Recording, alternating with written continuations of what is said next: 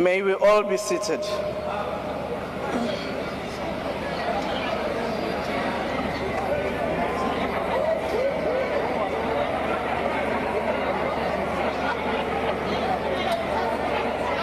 Order, honorable members, can you please take your seats?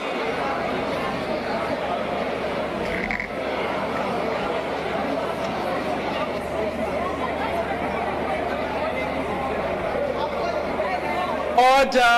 Order, please. The secretary will read the first order of the day. Consideration of the 2025 fiscal framework and revenue proposals, and of the report of the Standing Committee on Finance. Thank you very much, Dr. Order. There is a hand raised by the DA Chief Whip as well as the EFF and is it ATM and MK. Can we start with the DA? Let me hear your point of order. Thank you, Madam Speaker. Madam Speaker, I rise in terms of Rule 92 on a procedural matter. Madam Speaker, you would have received my letter this morning indicating that we are of the opinion that the report as it was published today, the final recommendation was not included and put before the committee last night as it appears in the ATC, and therefore it does fall foul of Section 8.4 of the Money Bills Amendment Procedure and Related Matters Act. I did receive your response. However, I wish to put on record that it is our opinion that this procedural matter is, that the matter is in procedural default. It must also be kept in mind that it's a matter of law since the VAT increase will commence on the 1st of May 2025, and we would like to ask you to please send this report back to the committee on those procedural grounds, because if the House considers that report, despite the procedural defect, that this House would be complicit in considering what we believe to be an illegal report at this stage. Thank you. Noted. Can I hear, I think it's Bossa. Was it Bossa or ATM? No, I've noted the other parties. I've noted you, EFF. Thank you, no, Speaker. you were the third. It's okay? Yes, honourable member. Thank you, Speaker. I want to echo the sentiments from the Democratic Alliance regarding the issues that have been raised not only by them but also by MK and EFF on the flawed process that was followed to adopt the report that will be considered today. So based on that, our submission is that the committee must be requested to properly and legally follow the correct processes in terms of adopting that report, so that when it comes to the House, it comes to the House having gone through the proper legal channels. Thank you. Thank you, EFF. Thank you very much, Speaker. Speaker, we wrote to you last night, and your response that you sent to us earlier today is deeply unsatisfactory. And Speaker, I want to put it to you that you missed the point completely, because you are quoting a rule that seeks to say that it was the workings of the committee. It is not. It's a legal requirement, Speaker. If you look at the Money Bills Amendment Procedure and Related Matters Act, Section 8, subsection. Speaker, my mic is going off. So Section 8, subsection 4 clearly says that there must be a clear statement of whether we accept or we amend the fiscal framework and revenue proposals. We are putting it to you that you were misled to believe that that happened in the committee, because it did not. In your response, you are saying that you got advised that that happened. I sit in that committee. We were there from morning until evening. That did not happen. And we are saying to you, it's a question of a legal requirement, not a procedure of a committee. And therefore, we appeal to you to suspend today's proceedings, send back the scoff to go and do the right thing and comply with the law of this country in terms of that act. Otherwise, if you continue as Speaker, it will be procedurally unfair and unlawful. Therefore, we're asking you, please suspend today's proceedings. Let the Standing Committee on Finance go and agree firstly with a clear statement as is stipulated in the Act that it must be clear that it's either amending or accepting. The issue of the recommendations and the report, that's a separate issue altogether. Here we are dealing with an objection because of the illegality of the process that happened yesterday. I thank you, Speaker. Thank you. Noted. The MK. Thank you, Speaker. Speaker, we rise on the same issues that members are raising with a different angle.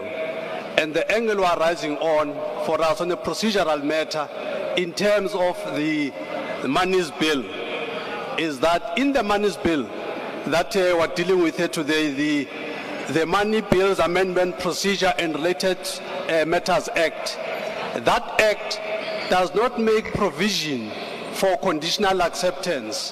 What we saw happening in the committee is a situation where one of the parties made a condition that they support the bill on condition that in 30 days this and that must happen.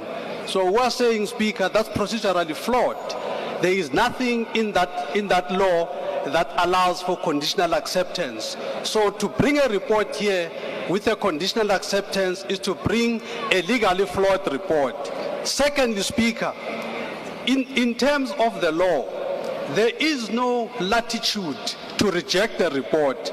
But if you go to the report, Chair, you go to the last line of the report, it has listed companies there that have rejected the report. That should have been the easiest of things to illustrate the illegality of this. It cannot be that you have a report that lists, on the last line, Speaker, have a look at that report. Even if you have to take a 10-minute adjournment, look at that report. You will find an unlawful line there that says this party, that party rejected. The law does not allow you to reject. So to have a report that talks about the rejection, we have a report that is unlawful. We're calling on you, Speaker, to do two things. One, to declare this sitting, to declare the processing of this report as an unlawful processing.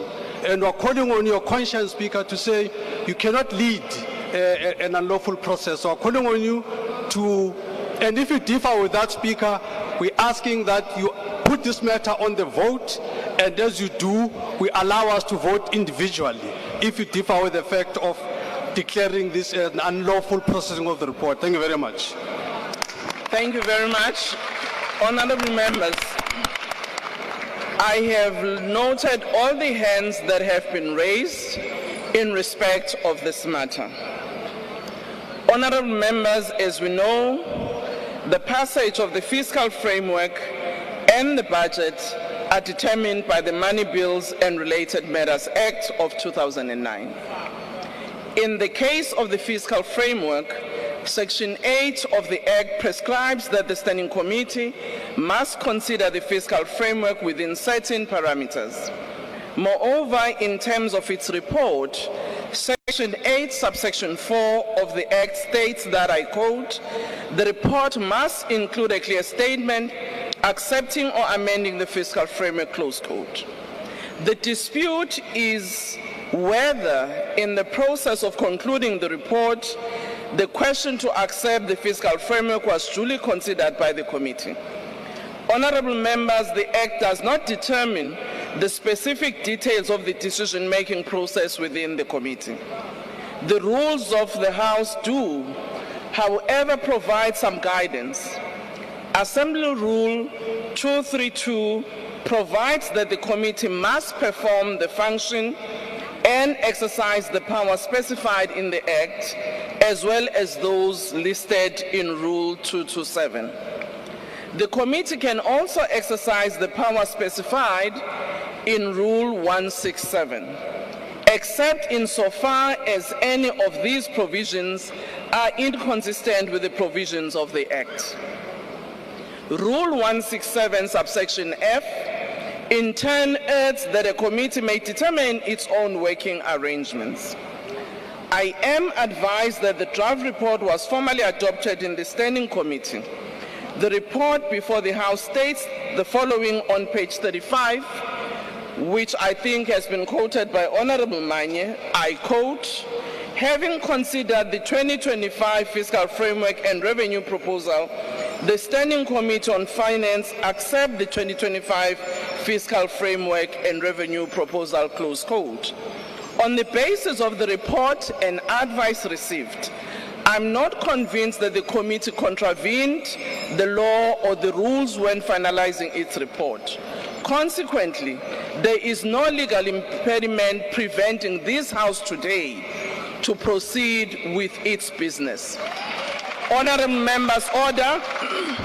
I also want to state that I received letters, even though at different times, from the economic freedom fighters, which landed on our desk at 5 a.m. this morning, asking us to respond by 8 o'clock. But because we have to satisfy ourselves about these matters, we missed their deadline, but we responded equally.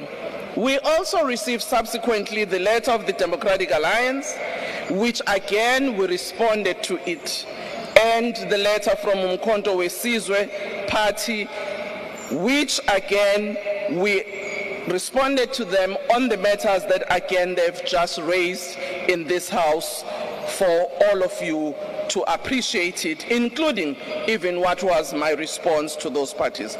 So this is my ruling that we proceed with the report today. Thank you.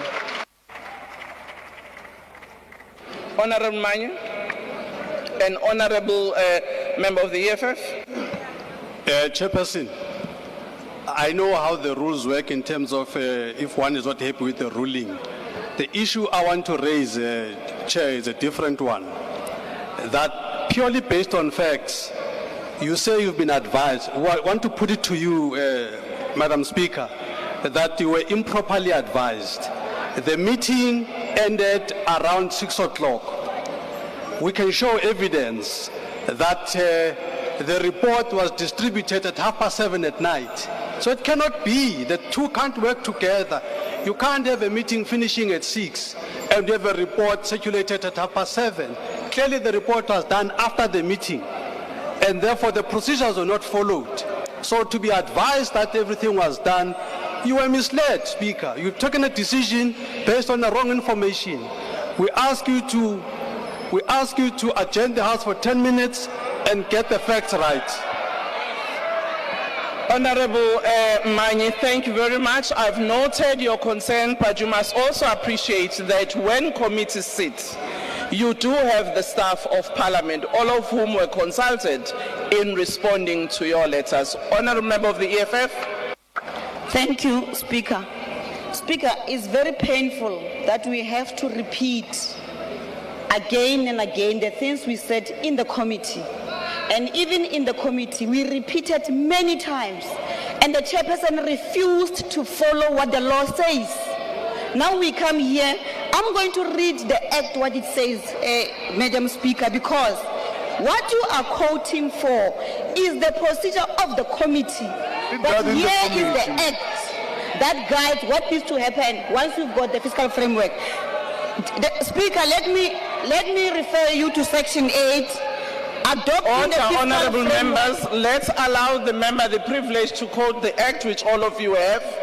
You can Please. quote the section you want to quote. Yes, Section 8, adopting the fiscal framework and revenue proposals. And it reads as follows. The National Assembly and the National Council of Provinces must refer the fiscal framework and revenue proposals to their respective committee on finance. The committees must conduct joint public hearings on the fiscal framework and revenue proposals. The committees must, within 16 days of the tabling of the national budget, submit a report to the National Assembly and the National Council of Provinces as the case requires on the fiscal framework and revenue proposals. The report must include a clear statement accepting or amending the fiscal framework and revenue proposals. When amending the fiscal framework, a money bill, or taking any decisions in terms of this act, Parliament and its committees must ensure that there is an appropriate balance between revenue expenditure and borrowing. Speaker, there was never a time in the committee where the chairperson asked whether we are accepting the fiscal framework and revenue proposal or we are amending it. We are saying to you that did not happen. What happened is that we started with the report and the chairperson asked us to have input on the report and make recommendations on the report. Even at the end, it was never subjected to whether we are accepting the fiscal framework and revenue proposal. And therefore, what is going to be tabled here today is procedurally unfair. We can't continue with a document that is procedurally unfair. It did not follow the process as stipulated by the Money Bills Act. We're asking you, Speaker, once again, please suspend the proceedings of today. Let's follow the law. We obviously have South Africans who are waiting for these monies, but we will not vote on a report that is illegal, Madam Speaker. Please, thank you. Thank you. Can I ask Honorable Michalakis, followed by Honorable Zagude?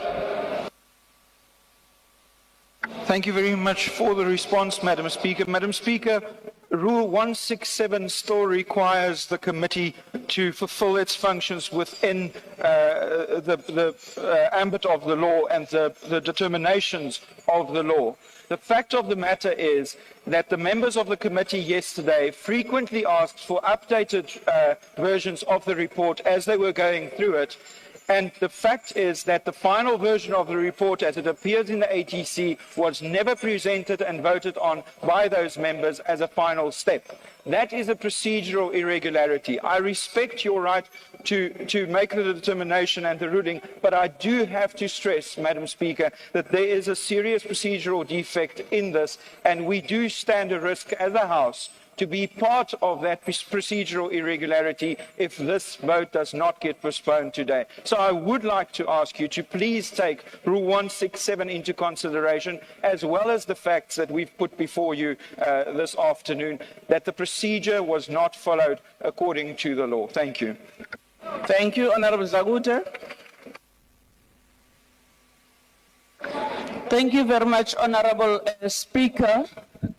Honorable Speaker, I want to inform this House on a point of procedure that the Standing Committee on Finance followed all the processes according to the money bills.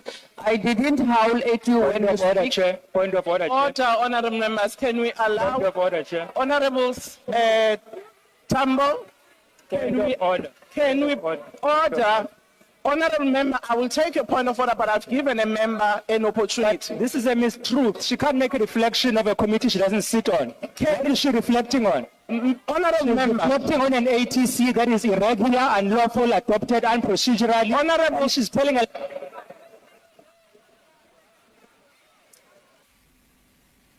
Honorable member, I have raised with you that no, you allow a member to conclude a point. I will give you an opportunity to raise your point of order. We can't allow a process that is just going to be unfair. Honorable members, each member is equal. I have given a member an opportunity, and also Honorable Tambo, other members have spoken here who don't sit in the committee, made their reflections. So it's not the first member.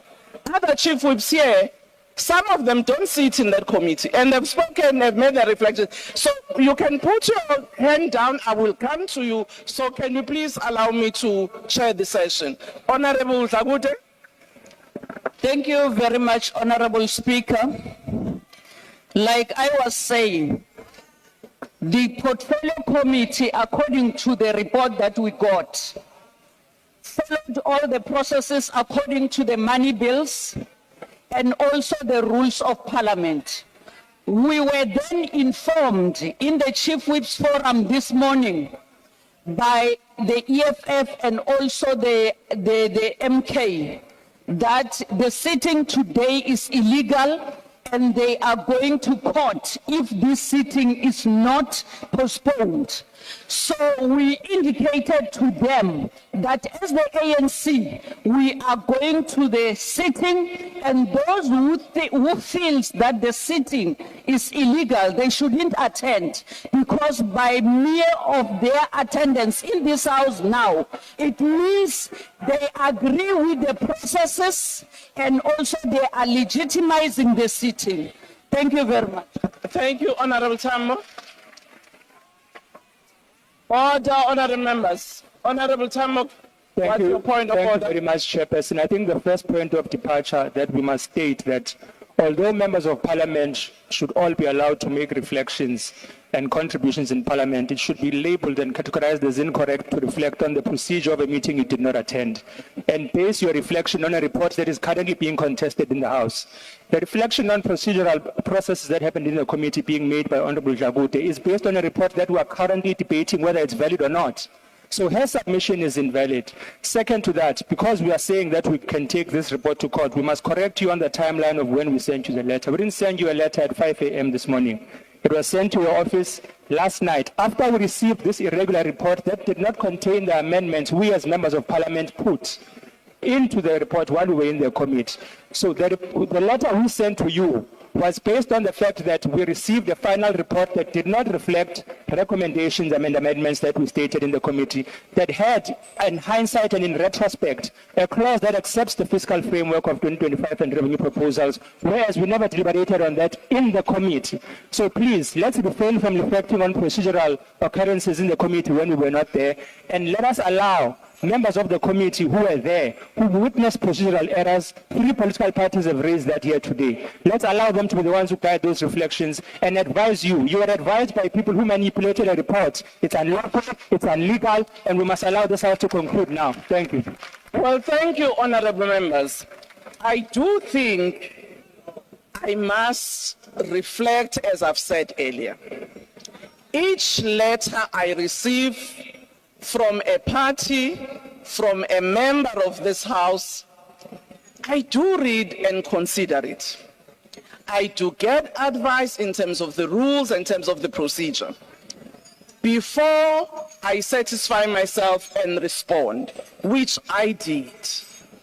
And I've given a ruling on the basis of what I received from you and the advice I received. I do not see any reason why this house must not sit. And I do want to say, honorable members, anyway, all committee reports come to the house. It is the floor that will decide whether it accepts or rejects a report.